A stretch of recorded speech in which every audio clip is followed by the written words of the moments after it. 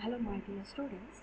The last class I explained about the different types of stresses, mainly tensile stress, compressive stress, and shear stress. Right.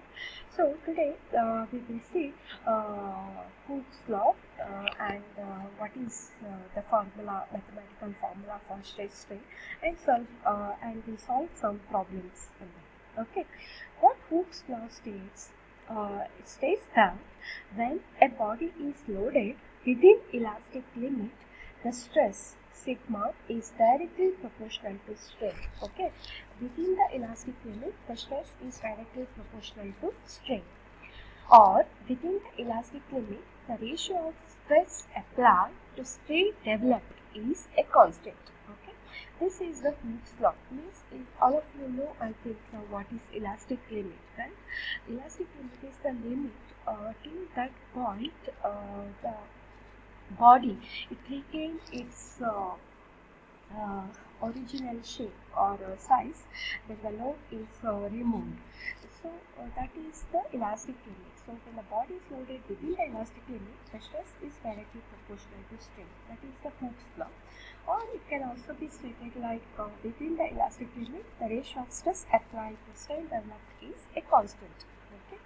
So this constant is known as modulus of elasticity E, or elastic modulus, or Young's modulus. Okay, this is represented by the letter E. Then mathematically how we can state Hooke's law is within the elastic limit, stress is directly proportional to strain.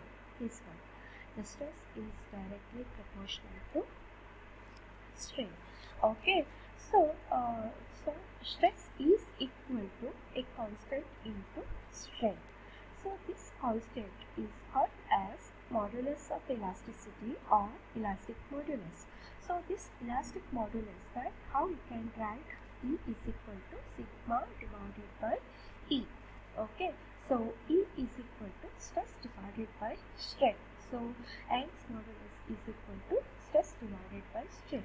Okay, now what is stress? You know that is the force of resistance to deformation per unit area.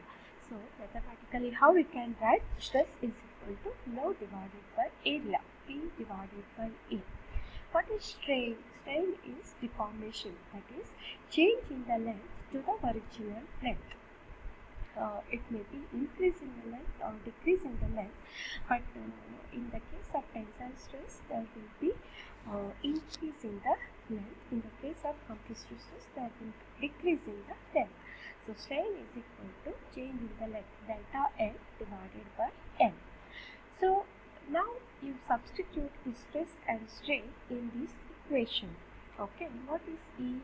E is equal to stress divided by strain. Stress is equal to load by area. So P divided by E divided by strain divided by delta L by N. So that is this delta L it goes to numerator.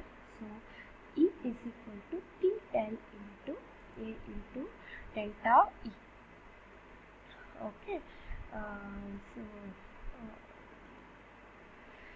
so how we can write E is equal to PL divided by A into delta L. So deformation is delta L. So that is equal to P into L divided by A into E. This is the formula to find the deformation. Okay. I hope all of you understood this concept. What is that? Hooke's law states that within the elastic limit, stress is directly proportional to strain. So stress is equal to constant into strain. So that constant Young's modulus is equal to stress divided by strain.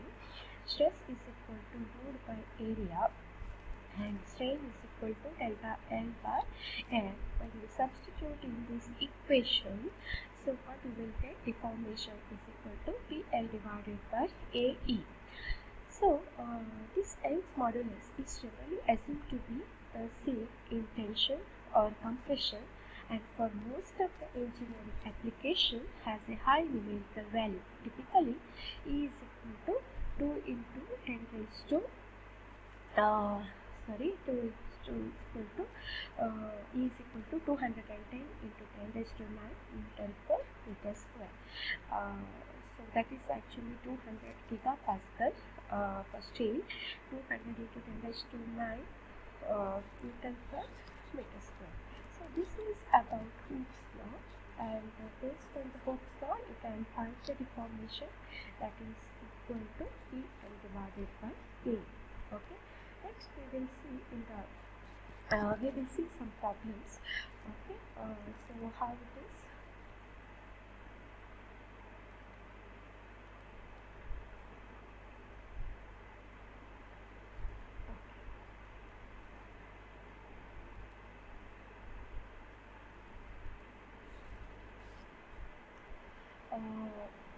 That is an example. A steel rod 1 meter long and 20 mm by 20 mm in cross section is subjected to a tensile force of 40 kN. Find or determine the elongation of the rod if modulus of elasticity for the rod material is 200 gigapascal. So what it is given here? Length is given, that is 1 meter long. That is here you have to make all the units same, whether it can be a meter or millimeter. Okay, I'll convert it to millimeter. So 1 meter, that is equal to 1 into 10 raised to 3 mm in meter. And what is cross sectional area? Area is 20 mm by 20 mm. So that is equal to 400 mm square. Then it is subjected to tensile force of 40 kN. So that is equal to T, tensile force, that is equal to 40 into 10 raised to 3 Newton, because it is kilonewton. Convert into Newton.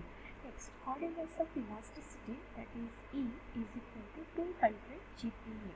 200 GPa is actually equal to what is that?